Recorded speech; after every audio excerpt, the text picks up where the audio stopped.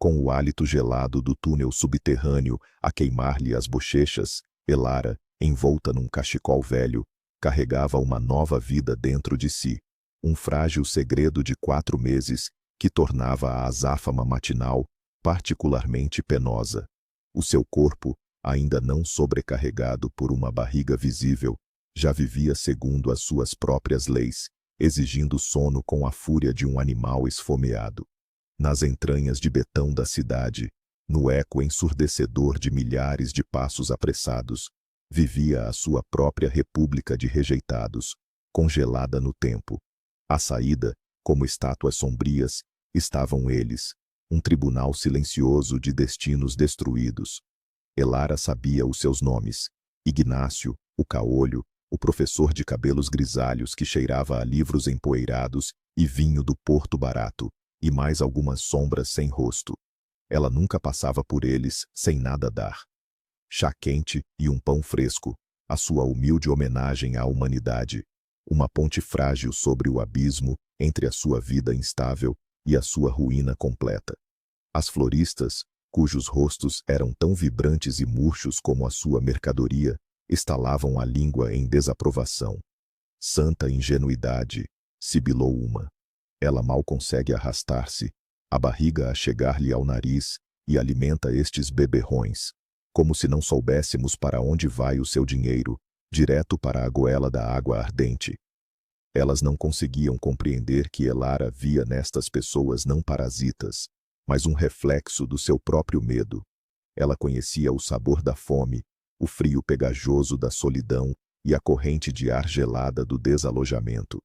Ela compreendia que o álcool para eles não era um capricho, mas uma anestesia da realidade, da visão de um fluxo interminável de pessoas a correrem para casas quentes, onde eram esperadas. Mas eles não eram esperados por ninguém, tal como ela. Ela acenou habitualmente para os seus protegidos e parou. Havia um recém-chegado entre eles. Jovem na casa dos 30, com uma cabeleira de caracóis escuros emaranhados, ele apoiava-se em muletas toscas, como um cavaleiro ferido.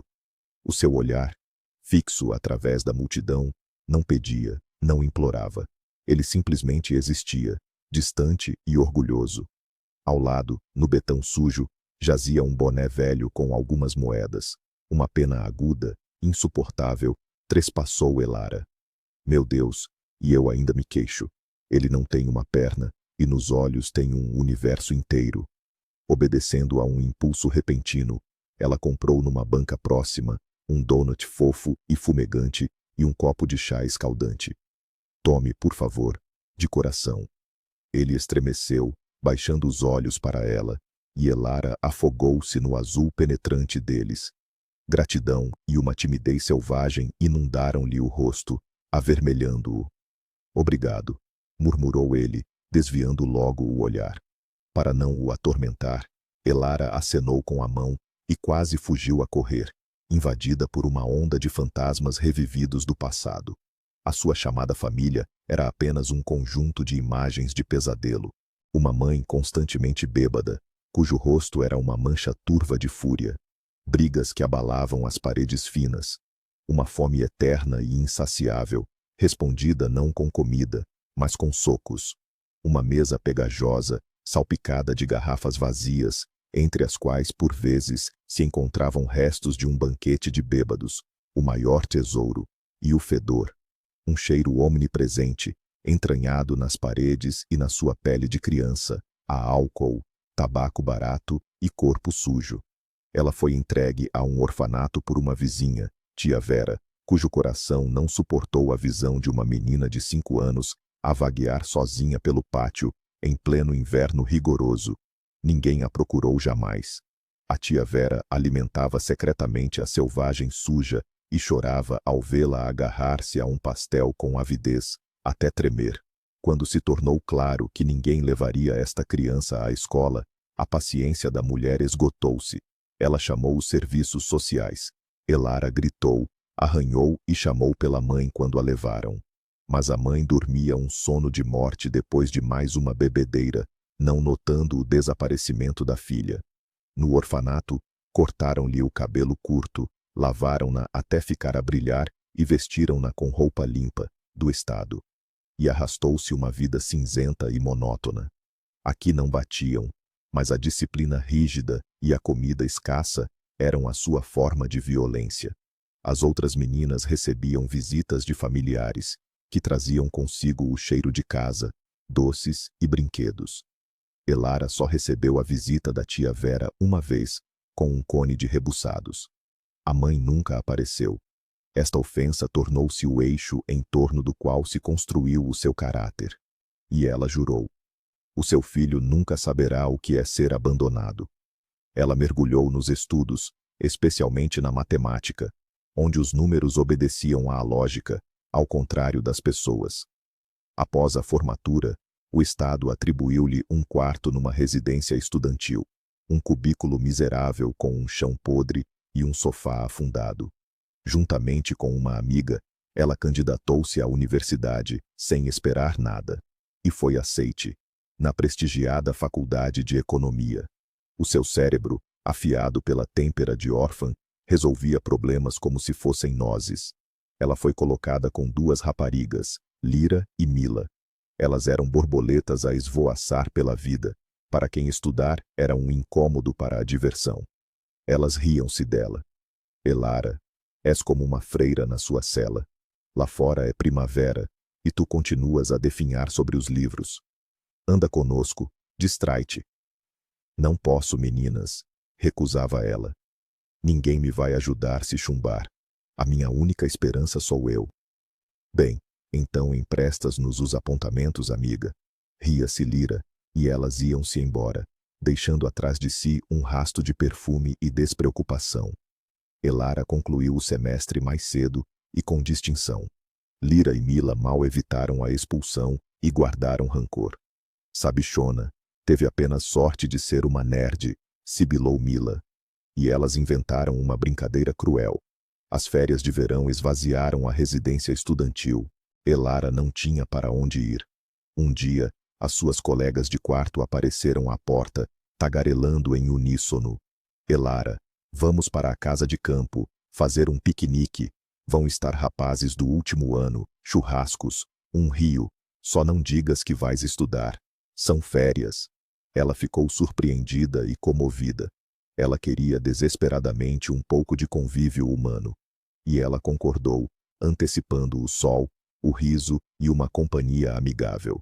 Mas a realidade revelou-se uma paródia feia. A casa de campo de Lira era um palco para reuniões de jovens dourados. A música alta batia-lhe nos ouvidos, o ar estava impregnado de álcool e arrogância. Elara sentia-se um elemento estranho.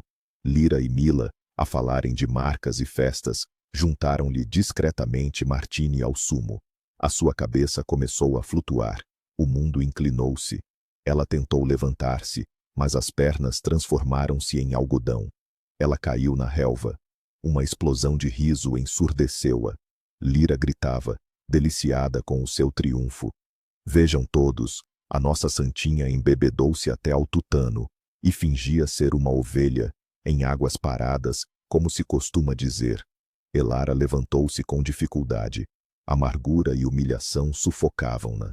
De toda a multidão gargalhante, apenas um rapaz se aproximou dela, estendendo-lhe a mão. As lágrimas toldavam-lhe os olhos. Ela virou-se e foi-se embora, para o nada. Voltando-se, atirou-lhes na cara. Que morram, amigas! Ela vagueou pela estrada poeirenta do campo, sem saber o caminho. O joelho ferido ardia. Idiota! Repreendeu-se ela. No que é que estavas a pensar? Que te aceitariam no seu bando a ti uma órfã? Um carro travou ao lado dela. Elara, espera. Entra, eu levo-te. Sou Kael, do último ano. Era o mesmo rapaz que tinha tentado ajudá-la. Ela olhou para ele com desconfiança, mas nos seus olhos havia tanta simpatia sincera que ela entrou no carro em silêncio.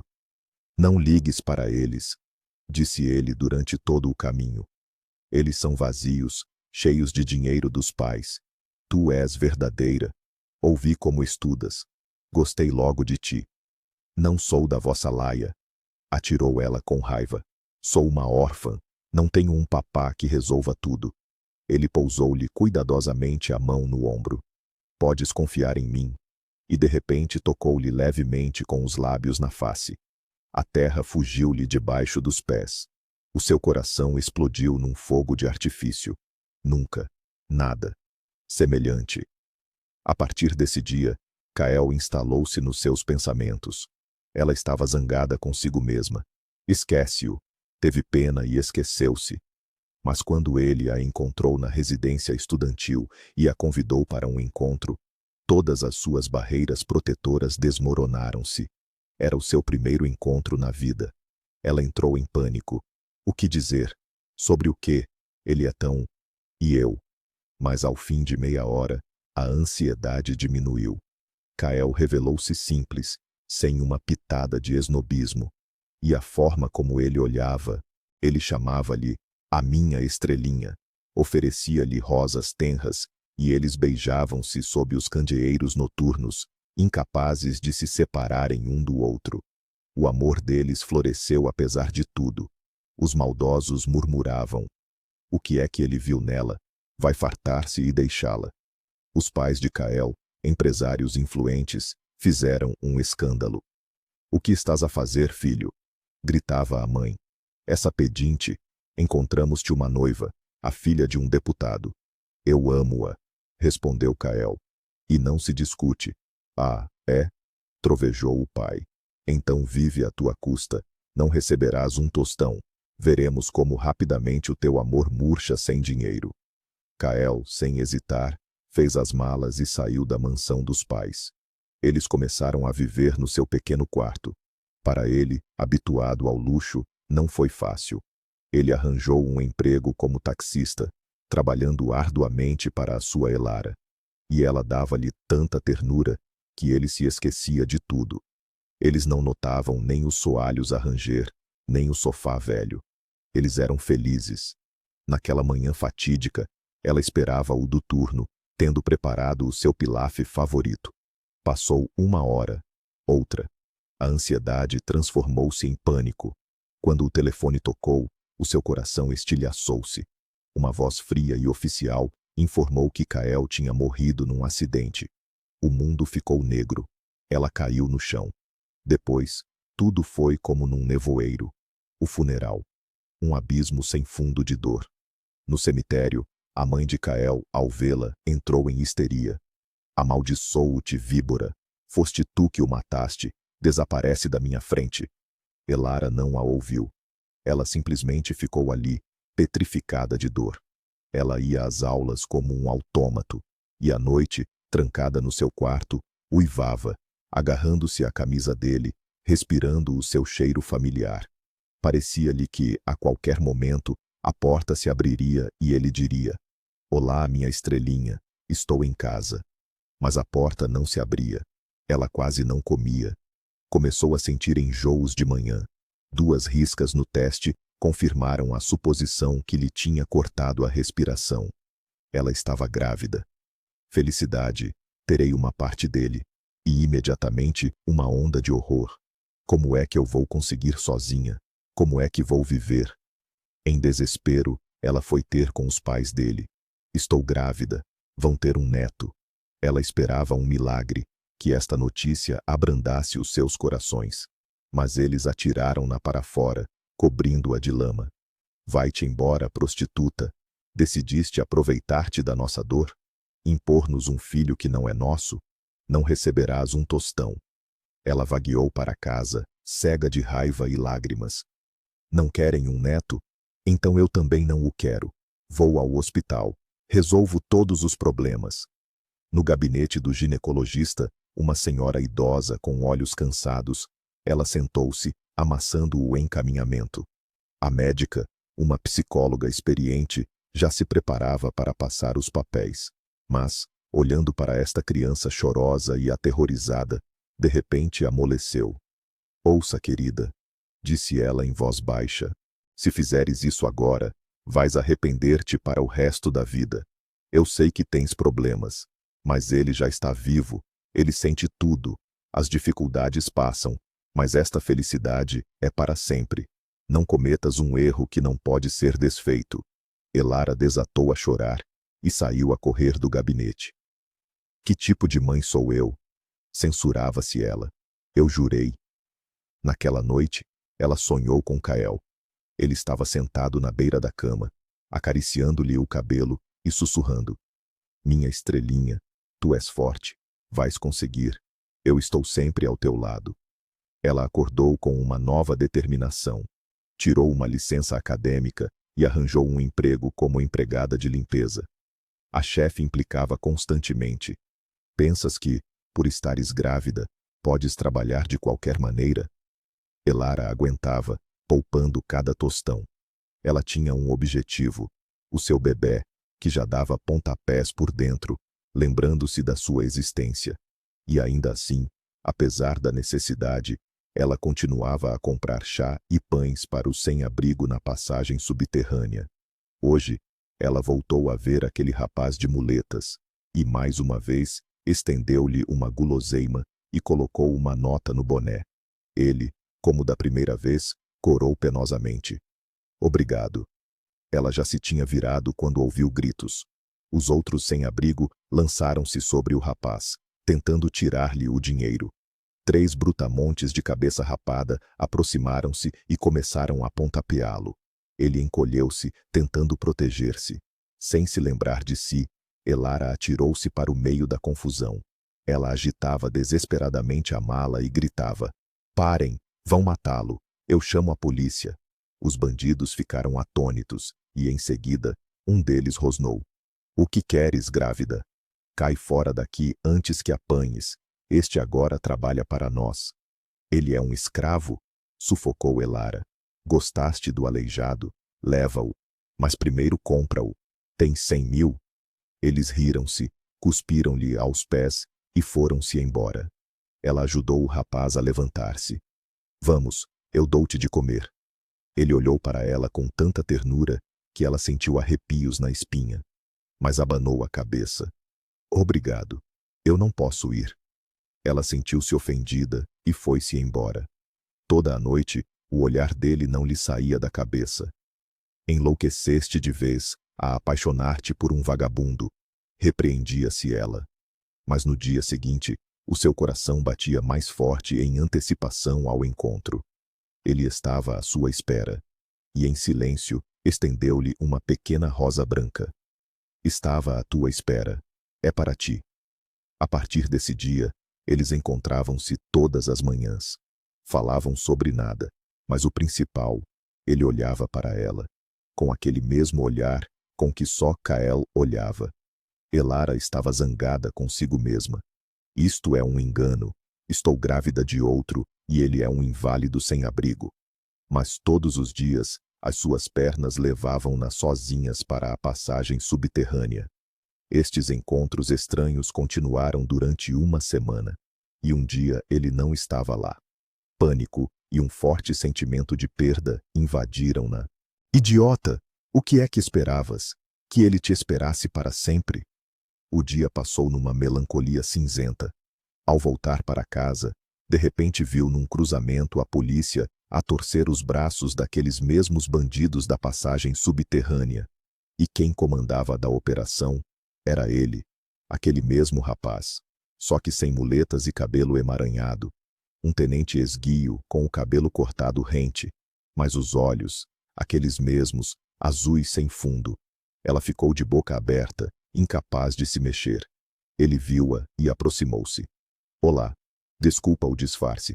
Estava numa missão. O meu nome é Arion. Não está zangada? Ela só conseguia respirar fundo. Tenho de ir, disse ele. Encontramo-nos amanhã na nossa passagem subterrânea. Convido-te para um encontro. Vens? Ela acenou com a cabeça e voou para casa nas asas, repreendendo-se durante todo o caminho. Que encontro! E Kael, isto é uma loucura. No dia seguinte, ela acabou por ir. Arion chegou atrasado, chegando ofegante, com um pequeno ramo de flores do campo. Desculpa, o chefe trancou-me numa reunião. Este serviço está sempre a estragar-me tudo. Ele admitiu honestamente que estava sem dinheiro e sugeriu apenas passear pelo parque. Eles vaguearam pelas alamedas e ele falou sobre si, sobre a esposa que o tinha deixado por um rico, sobre como, em desespero, tinha concordado com uma operação arriscada. Elara, reunindo coragem, contou-lhe tudo, sobre Kael, sobre a gravidez, sobre os pais, sobre o seu orfanato. Agora não estás sozinha, disse ele em voz baixa, pegando-lhe na mão. Lembra-te disto, não pretendo nada. Vamos ser apenas amigos? Deixa-me estar por perto e ajudar. Eles tornaram-se os melhores amigos. Arion transformou-se no seu anjo da guarda. Ajudava-a a carregar as malas, massageava-lhe os pés inchados, colocava discretamente dinheiro na carteira e fruta no frigorífico. Ela percebia que os seus sentimentos por ele já não eram amizade, mas afastava estes pensamentos, considerando-os uma traição a Kael. Arion, por sua vez, estava louco de amor e indecisão, temendo assustá-la com uma confissão. Uma noite, Elara começou a ter contrações. Em pânico, ela ligou-lhe. Arion, acho que vou ter o bebê. Estou com medo. Não entres em pânico. Estou a caminho, ordenou ele com ar de negócios. No hospital, surgiram complicações. Uma operação de emergência, uma grande perda de sangue. Precisavam de um dador. Qual é o seu grupo sanguíneo? Perguntou a enfermeira a Arion, presumindo que ele era o marido. A positivo. Ótimo. Serve. Está pronto para doar sangue para a sua esposa? Claro, respondeu ele sem hesitar. Elara acordou no quarto. Onde está o meu bebê? Gritou ela em pânico. Tem um menino, um herói, tranquilizou-a a enfermeira. O seu marido salvou as vossas vidas, doou sangue. Elara ficou atônita. Ele salvou-a. Isso significava que a amava de verdade. Ela apertou o filho recém-nascido contra si e murmurou. Kael, temos um filho. Vou chamá-lo Léo. Uma onda de felicidade ilimitada e avassaladora invadiu-a. Uma semana depois, Arion esperava por eles a saída da maternidade com flores e balões. A enfermeira entregou-lhe o envelope com o bebê. Tome, papá. É todo um herói como o pai. O primeiro mês foi um inferno. Léo chorava quase todo o tempo. Eles não dormiam à noite.